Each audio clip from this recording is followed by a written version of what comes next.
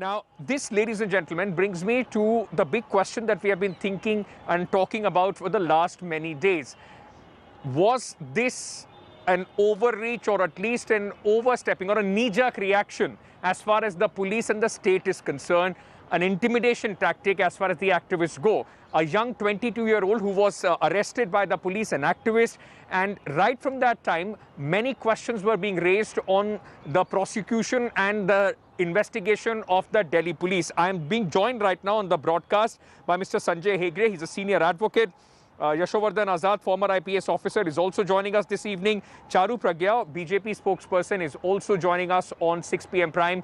I welcome all three of you on the show. Thank you so much for joining us. I want to start with you, Charu Pragya. It's just not a bail order. It is a running commentary on the kind of investigation that the Delhi police has done so far. The tall claims which are being made of an international conspiracy, of people, of toolkit, inciting violence on 26 January, at least prima facie with what we have learned and seen in the court order, all that seems to have been demolished even in the bail order. What will happen when this goes to the court, as the case goes further, Charu? It's an embarrassment to the government and the Delhi police. Ankit, see, in our country, bail is the rule and jail is the exception, and this is the norm which is being followed by the court today. But a bail does not mean that you have been acquitted from a crime. A bail simply means that while the crime is being investigated, you're allowed to be out on bail, and you can be behind bars again if the charges against you are found to be true at any point of time, even in the future. I understand that a lot of people are going to be looking at this like some sort of a victory for Disha Ravi and Delhi police not being up to the mark on many occasions. But sometimes what happens is when the police submits the reasons why somebody was arrested, the court might not find it to be sufficient. We'll have to wait till the entire case is investigated and it is disposed of in totality. I completely agree with what you are saying, Charu, that, the case is still ongoing. Bail is not the final destination as far as this is concerned. But, Charu, that's the question that people are raising. When Delhi police picked up this girl, at that point of time, questions were raised on the conduct of the Delhi police in the way she was arrested and whether they, in fact, there was a knee-jerk sort of a reaction and overstepping as far as the Delhi police goes. When the BJP leaders and others were celebrating what the Delhi police was selectively leaking, shouldn't what these scathing remarks made by the court also be seen in the same context, Charu? See, Ankit, any point of time, any remark made by the judges, the magistrates in our court are taken with the highest amount of respect, and whatever has been said in the court today, the same logic applies.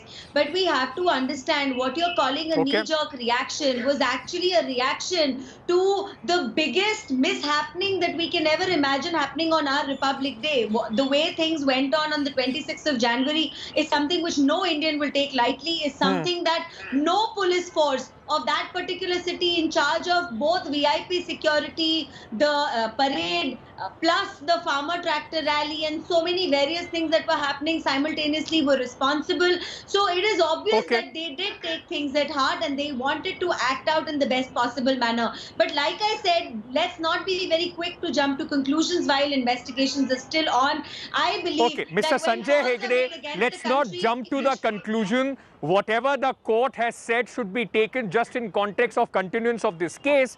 Is it as simple as the BJP spokesperson is making out, sir? Because if I read from what the court has said, specifically of the prosecution and the police not being able to submit an iota of evidence so far to, in fact, connect Disha Ravi and the toolkit to the violence or even to, any kind of secessionist elements.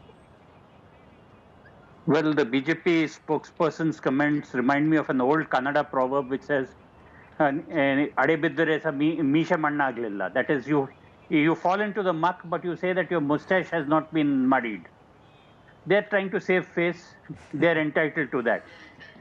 What these kind of the remarks at the bail stage are a scathing indictment. The judge notes that it was the Delhi police which allowed the farmers' march.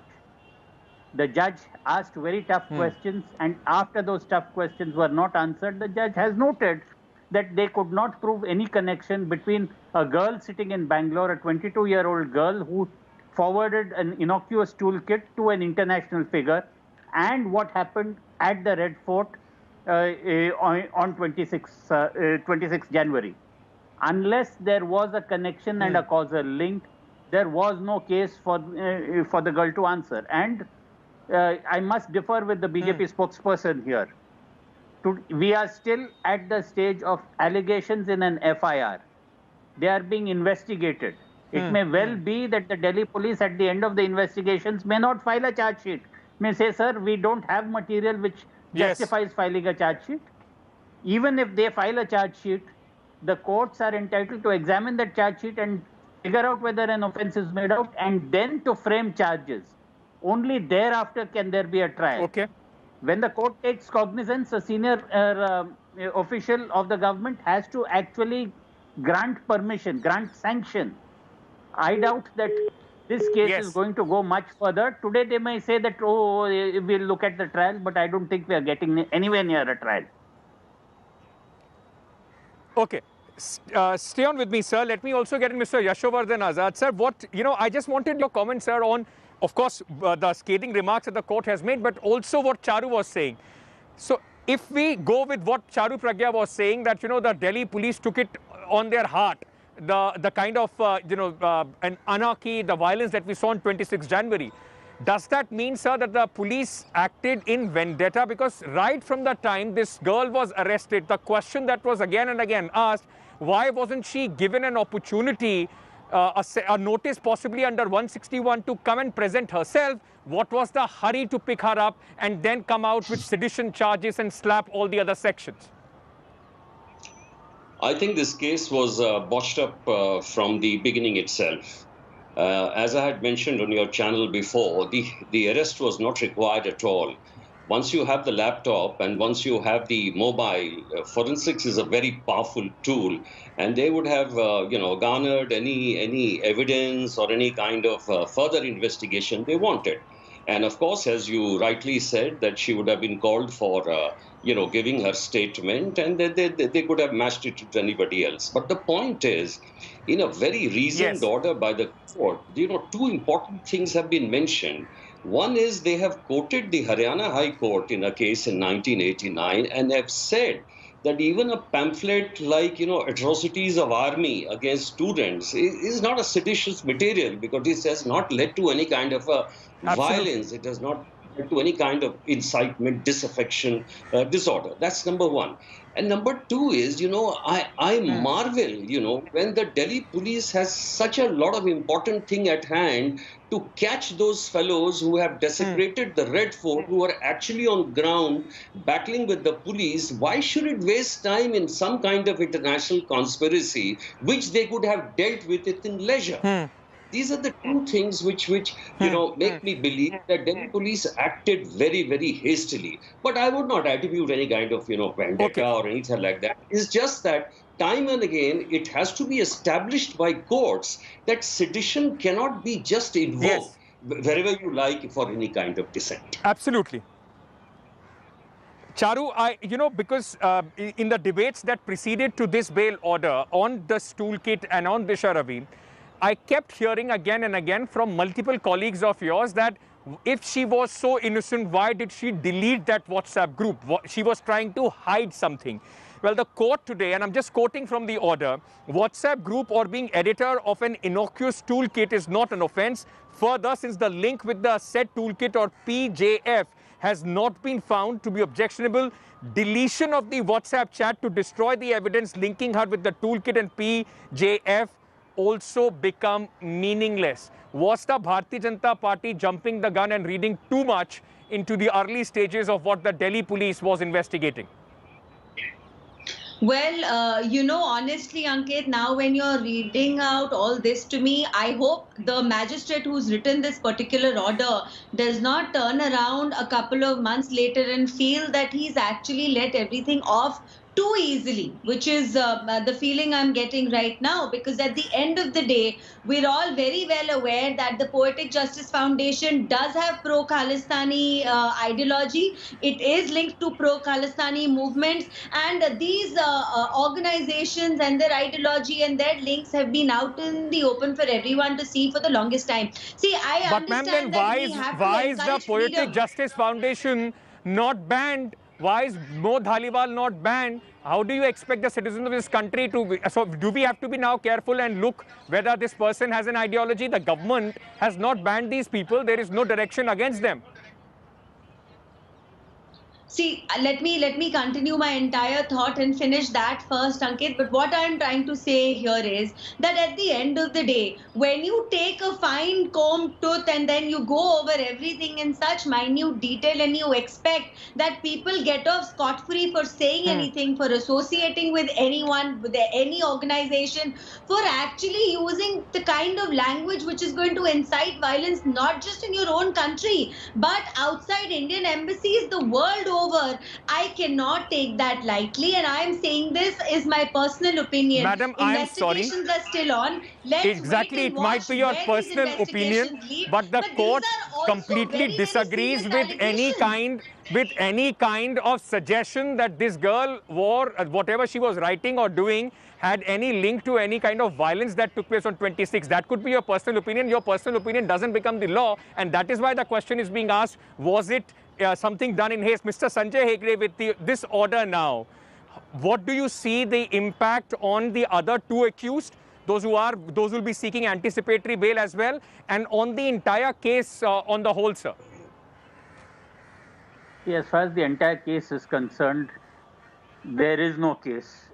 You can keep investigating, but at the end of the day, unless there is a link which is proved between this transaction of a social media storm and the violence which occurs exactly at the Red Fort, there is no case.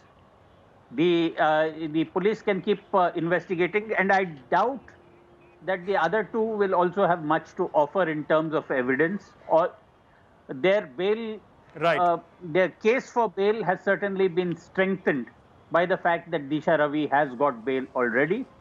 But I would not like to prejudge events. The thing that I'd like to tell the BJP spokesperson is that this is not a magistrate's order. This is an additional district judge.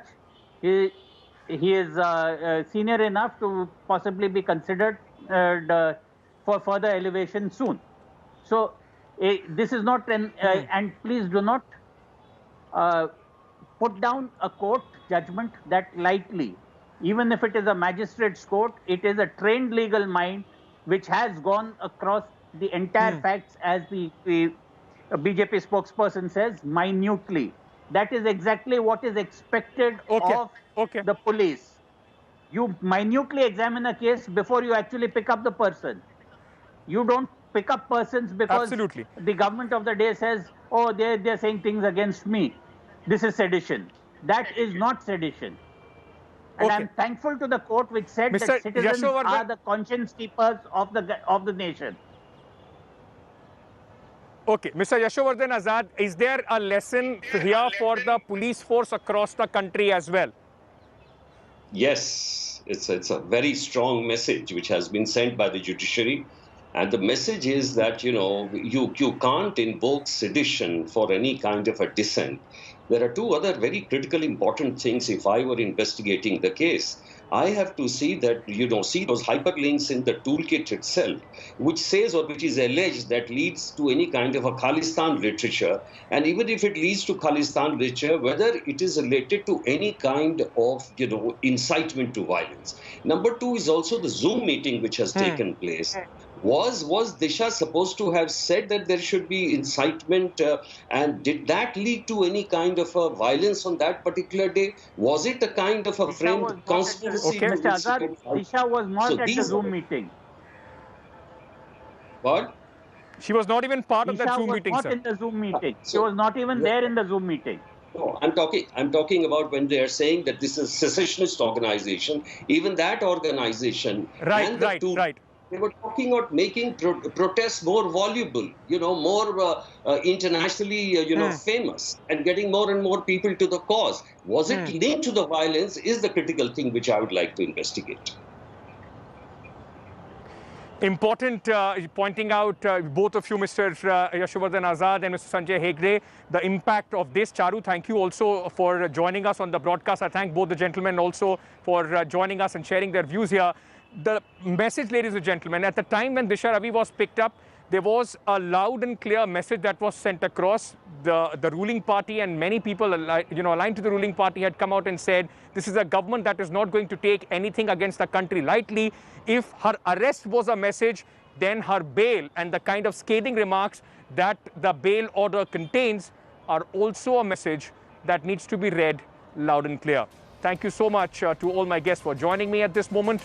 Hello everyone, this is Rahul Kamal here. Hope you enjoyed this video. For the latest news and analysis, like and subscribe the India Today YouTube channel and don't forget to press the bell icon to stay updated.